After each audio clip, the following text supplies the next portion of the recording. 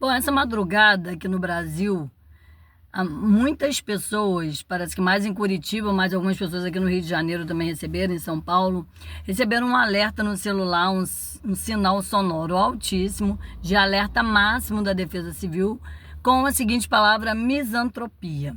Obviamente não foi a Defesa Civil que mandou esse alerta, foi uma invasão hacker no sistema, né, deles. E eu vim aqui dizer que a pessoa que fez isso, que escreveu essa palavra, né? Não sei se muitas pessoas nunca devem ter escutado falar, mas misantropia é, vamos dizer assim, o desprezo pela humanidade. Mis é um prefixo grego que significa ódio, né? Misantropia é o contrário de filantropia, que seria amigo, amor pelas pessoas. Misantropia seria ódio por pessoas, né? Ódio pela humanidade. Mas não é ódio de, vou fazer mal para as pessoas. Não. A misantropia chega a ser um desprezo pela humanidade. É uma decepção, tá? Um sentimento de decepção que eu tenho pelas pessoas, pela maneira como as pessoas têm se comportado, pelos rumos que a humanidade tem tomado. E esse sentimento não é algo novo. Desde a antiguidade, filósofos falam sobre isso. A gente tem o Diógenes, por exemplo, que foi um filósofo que se isolou, que morava dentro de um barril, que criticava a sociedade. Até Schopenhauer, no século XIX, que a gente chama do filósofo do pessimismo, né? Enfim, existiram alguns filósofos, alguns pensadores, e existem até hoje, que discutem essa questão, né, de como a humanidade, para onde a humanidade está indo e pelo comportamento dela, né? Desde da questão da maneira como a gente lida com o planeta Terra, né? Até como a gente lida com o outro e com o coletivo. Bom, e aí eu fiquei pensando, gente, apesar de tudo, eu penso muito sobre isso também, reflito muito sobre isso, mas apesar de tudo, eu acredito nas pessoas. Eu acredito. Eu acredito que no mundo existam muito mais pessoas boas, assim, na definição de bom e ruim que a gente tem também, né, gente? Que isso é uma outra coisa. O que é bom e o que é ruim?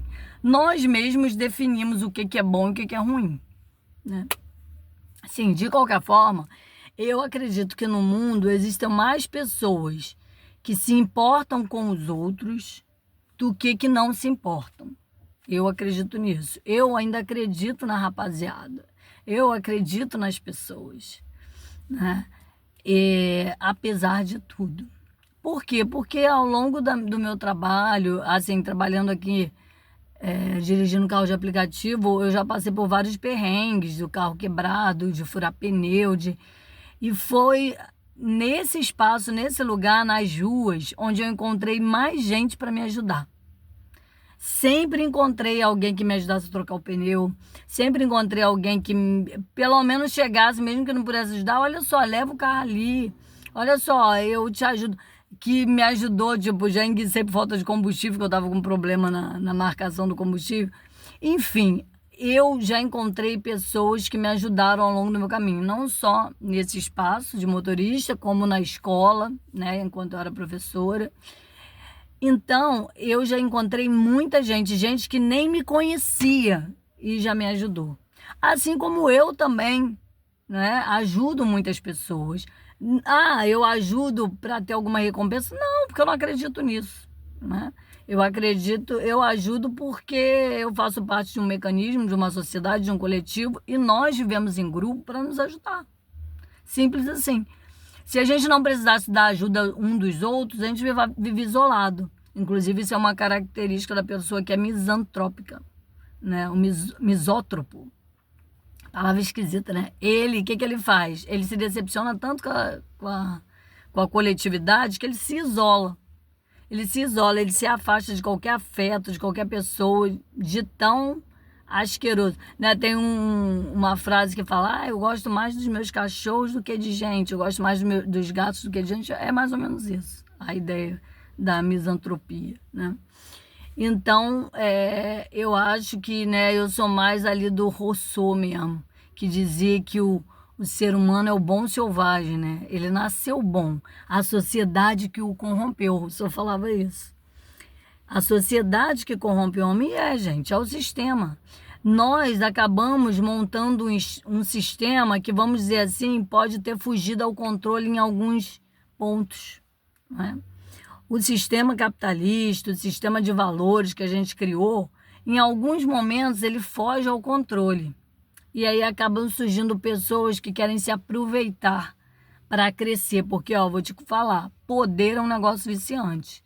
Então, o que eu acredito é que, infelizmente, algumas pessoas conseguem usar de discurso, conseguem liderar em vários espaços da sociedade, na política, na religião, como coaches, hoje aqui na internet, tantos outros espaços, as pessoas conseguem se comunicar tão bem, usam de um discurso tão bom, que acaba convencendo uma grande gama de pessoas. E às vezes o discurso dela nem sempre é bom. O discurso dela muitas vezes é bom só para ela mesma, né? Ela faz isso de propósito.